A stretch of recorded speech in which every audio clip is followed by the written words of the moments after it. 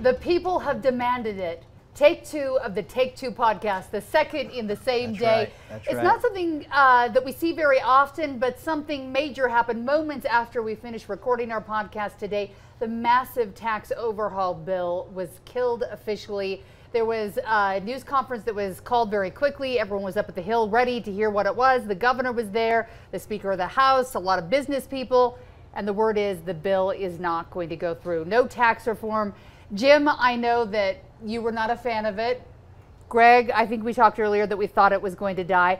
One of the biggest questions going into this is, why do we need this? We keep talking about having surplus and a tax cut. So why do we want to tax people more when we're cutting taxes? Who wants to tackle this? Let me try. Greg, you can. Greg's really the expert. He spent a long time. But the way the state sets up revenue, it comes in three big buckets. One is the income tax, one is property tax, and one is the sales tax. The problem is in sales tax. Sales tax revenues have simply not been where they've been in the past. Services, for a lot of reasons. Let's not get into it. But the Republicans are going crazy. Their hair is on fire because the buckets aren't even. You know what? It's not a bucket problem. But that's all they can think about is this structural bucket balance. And that's not what the issue is. The issue is, where is the revenue come from and how do we get it? Not that we get it in this particular bucket or that bucket. Do we need to change, though? We're all in this world where we Marie Kondo and we want less stuff and we're buying less stuff. So do we need to tax different things to make sure that we have the money to pay for the services we need down the road? I'm saying there's plenty of money if they would stop fretting. I mean, it was like a clown car today. All the Republicans who completely dominate everything in the Capitol standing there picking their nose and going, oh, we screwed this all up. We can't even run the thing ourselves. Boy, we didn't know it was going to be this hard. And then they always have a couple of props. I need a gong here. I watched the news conference. All right, Greg. I didn't see any actual nose picking going on. There were a lot of people there. It felt like sometimes news conferences feel comfortable and they flow. It felt like there were some nervous voices up there. Let me tell you, Heidi, it was disappointment. What you had is there's too much in politics nationally, kicking the can down the road, letting the status quo reign, pointing fingers at one another. We've said on this program for a few weeks now that doing something is harder than ignoring it. And they really did engage and try to deal with these buckets that Jim's describing. I'm sorry, this state has always been a pioneering state and a growing state. The infrastructure, the cost as your population grows, as more children arrive in your schools, as the state continues to grow and its budget grows, the demands on a state government continue to increase. If you don't have the general fund, and this is the part that I think Which one is the general fund, Greg? Yeah, Which bucket? Which one is the bucket? Everything, so it's the property tax, the state portion of property tax, and the state portion of the sales tax. The income tax was created and dedicated solely in our Constitution for education. In 1996, it was not just K through 12, but extended to state institutions of higher learning, so higher ed. That income tax has been robust. We've heard the term surplus. Surplus has occurred in our income tax, but the general fund of property tax and sales tax, we are not seeing surpluses. In fact, it is not keeping pace with the population and the growing demands on state services. And I'm talking public safety, I'm talking transportation, health and human services. You look at anything that isn't education, and that's what you look to have your general fund or your property tax and sales tax pay for, it's not doing that job. And I think in hindsight, as much of it is a profile and courage to take this on and see this structural imbalance, I think the public, they were hearing things like record surplus, more money than what was expected. They were hearing tax cuts and then hearing the creation of new taxes. And I think that there was a fundamental confusion with the public. Let's tackle a couple of those issues because people have been talking to me on Twitter tonight, teachers saying, we came out strongly against this, we're glad we won, we don't want this, we need the money in education. Let's talk about teachers. Will education be getting less money if this were to pass down the road? Yes, is the answer. The education fund comes from income tax. Which That's will their be lowered. bucket. And this plan lowered the income tax. That's it. and there would have been less money in there. And then they always say, oh, but we'll make it up somehow, somewhere, blah, blah, blah, blah, blah. So the facts and the loss was clear. The bill said income tax would go down. So you end up with this highest 1%, are fabulous, and this is nothing personal against the Romneys, but they represent 19,000 Utahns who make more than $500,000 a year. For them, a windfall, because income taxes are going down. So the education fund is going down. Just since we went to the flat tax, we're losing $322 million directly from our classrooms into the pockets of the richest Utahns. I'm not against rich people. But they're probably the businesses that feed into the tax base too, No, it's individuals. But no, look, Jim is re-arguing the tax reform of 2006. Which was the Huntsman tax reform. Yes, and he's saying that the flatter tax should have been more progressive and we should have a higher income tax. Yeah. I would say if you look at the revenue and you look at the economic success of the state, this flatter tax, because if you make more, you pay more because it's a flatter tax, but it's a 5% of $1 million is a lot bigger than 5% of $20,000. I mean, it's a simple concept. It's worked well. That isn't the issue. And I'll tell you, when you talk about will this hurt education, we had a time where general fund, the property tax and the sales tax of the state that was collected, was all the funding for higher ed up until 1996.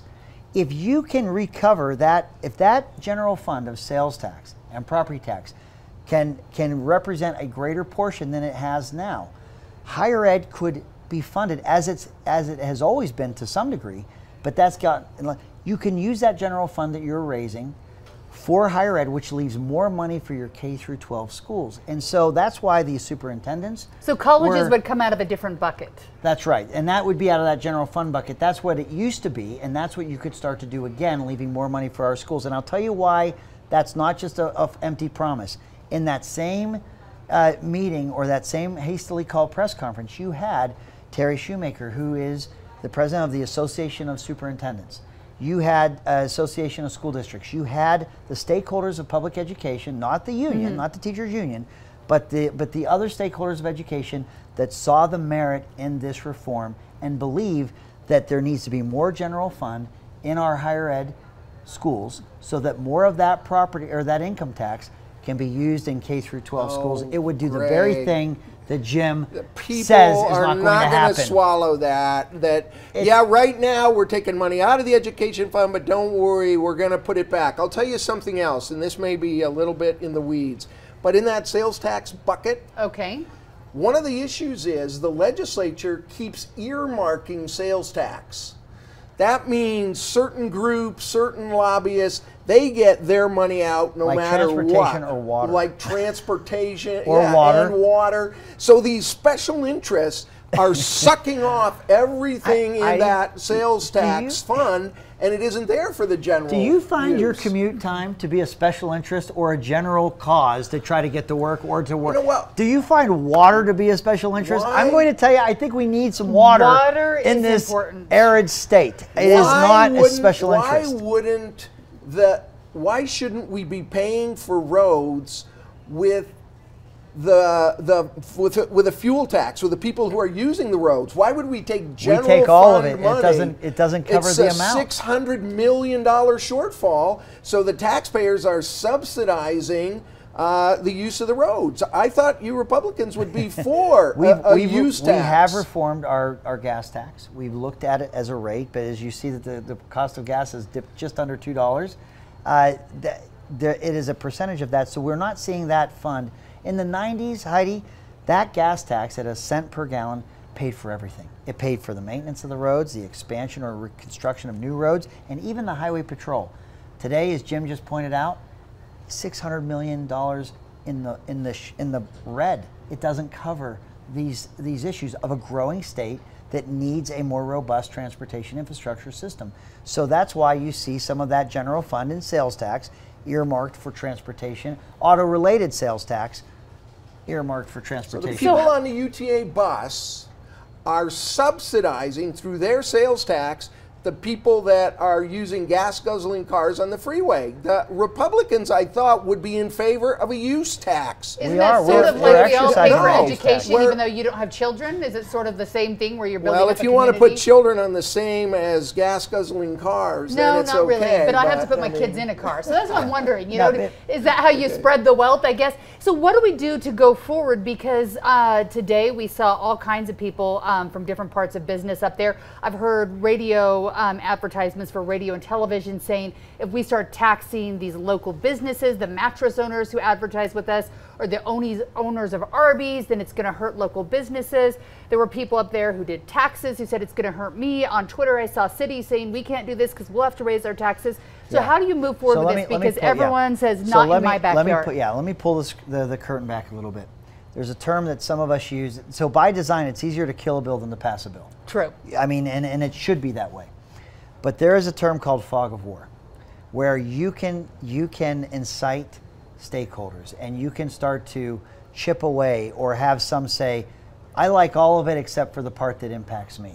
And you can start to see that provincialism start. And then they start to ignite. And it can get so chaotic, especially when you're talking about one of the shortest general sessions in the United States. The 6.5 weeks that our legislative session is, you know, is in when they're in session. But you can't, that's not leadership, and that's not going to solve this problem. So you can do that temporarily. We can see what we saw today. I think there's an acknowledgement. You know, hindsight's always 20/20. Everybody's a human being. There was great feedback. Once people saw the issue, we try to lay it out a little bit here. Once people see what the dilemma is, and it is one, it's not one for today, but it's coming maybe even the next year.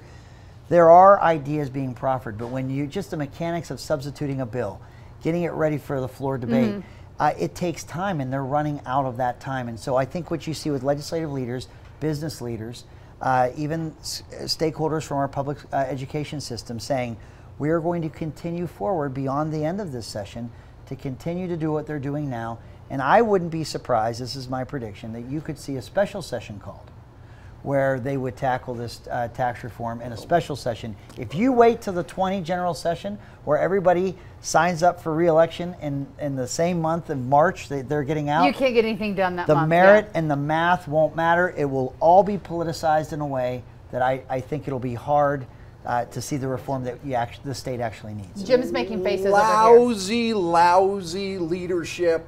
They fired, then they aimed, they didn't check. One thing about the Utah legislature and the governor, they don't have a pulse on the people. The whole session, they were against propositions. They were standing against where the people of the state of Utah, this is another example. We know it, we've got it, we're arrogant, we don't have to worry about elections, we're in charge. And they went off half-cocked, and today there was just utter anarchy up there. We don't have any tax program. Let me just seriously, say this. It's bad leadership. Heidi, he just keeps dragging me into every one of those propositions. The will of the people has been honored. But let me just say this. We tried very hard to talk about some of the dilemmas that we have in terms of the pots of money, the general fund, the education fund that's the income tax.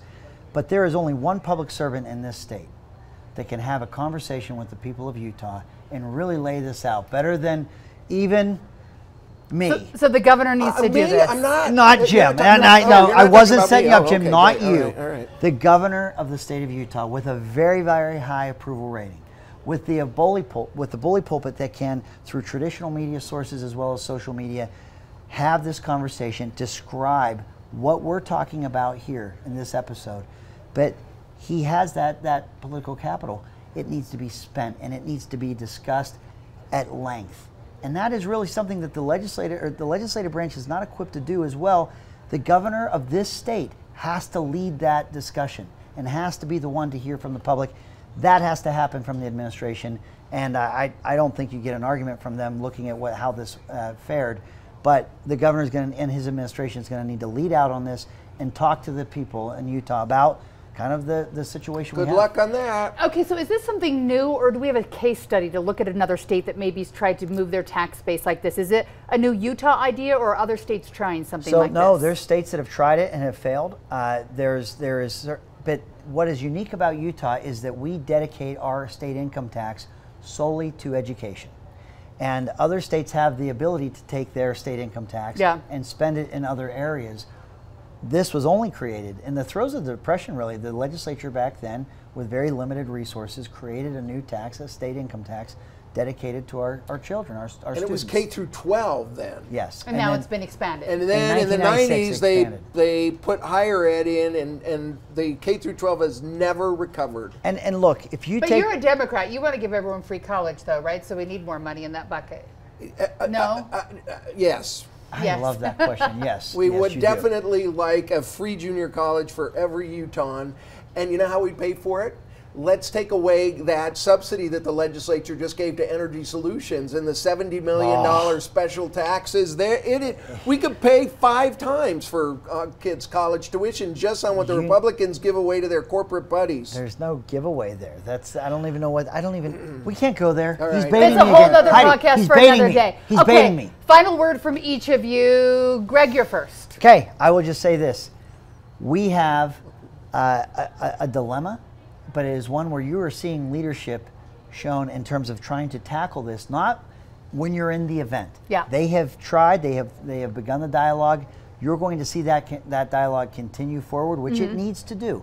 And I believe that's hard work. But this state, I think we should take comfort. When we look at other states or we look at Washington, D.C., the brand of public service and politics here in this state, I think is unique. I think people are coming together trying to find those solutions. I know Jim doesn't agree. I mean, I can feel his look, but I'm telling you, this is an important process, and I think as the governor, with his bully pulpit and his high approval rating, can really engage the public at large, the legislature is ready to do the heavy lifting. But it's going to take that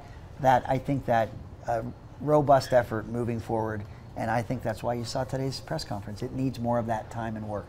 All right, time and work. Can that make it happen for you and your friends? No planning, utter anarchy. The governor came out in a State of the Union and just made up some number about we're going to lower the sales tax to 3.1%. There was no plan.